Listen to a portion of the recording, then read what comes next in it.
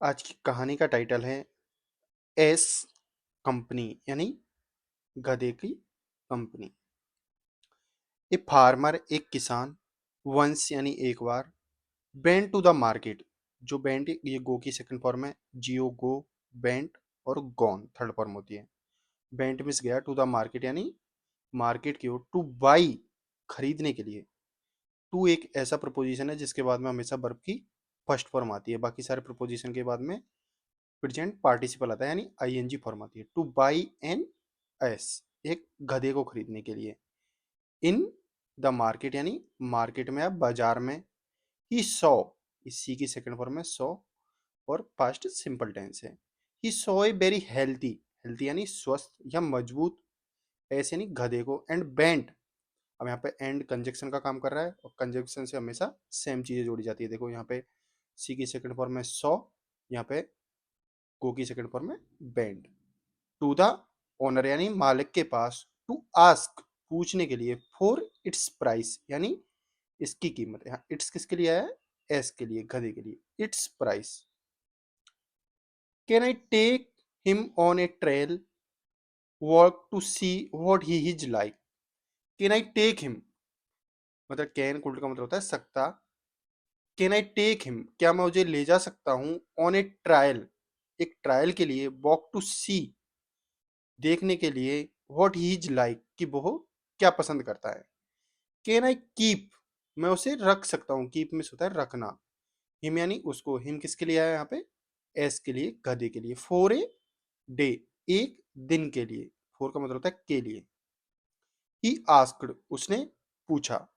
The owner, जो मालिक था। Agreed, A G R double E, agree की फर्स्ट सेकंड फॉर्म में एग्रीड और सिंपल पास्ट टेंस है।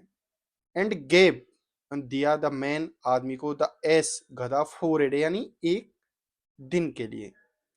The man took the new ass to his stable. The man जो आदमी, ये टी ए के, टेक की सेकंड फॉर्म में टुक और पास्ट सिंपल टेंस है। टुक द न्यू एस यानी नए गधे को। टू हिज स्टेबल यानी अपने अस्तबल में। अस्तबल बोलते हैं जहाँ पे जानवरों को रखा जाता है उसको। And kept, K double E P, keep की सेकंड फॉर्म में केप्ट।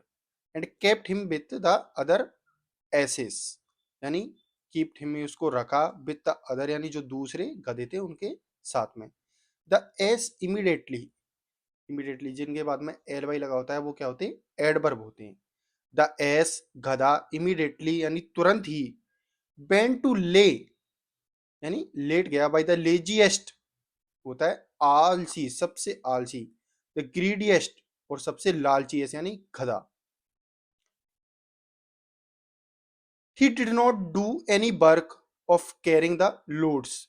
ही किसके लिए है यहाँ पे? एस के लिए। ही डिड नॉट डू, उसने कुछ भी नहीं किया। एनी वर्क यानी कोई भी वर्क नहीं किया। ऑफ कैरिंग, देखो यहाँ पे ऑफ प्रपोजिशन है, इसके बाद में प्रेजेंट पार्टिसिपल आया यानी आईएनजी फॉर्म आई है वर्ब की।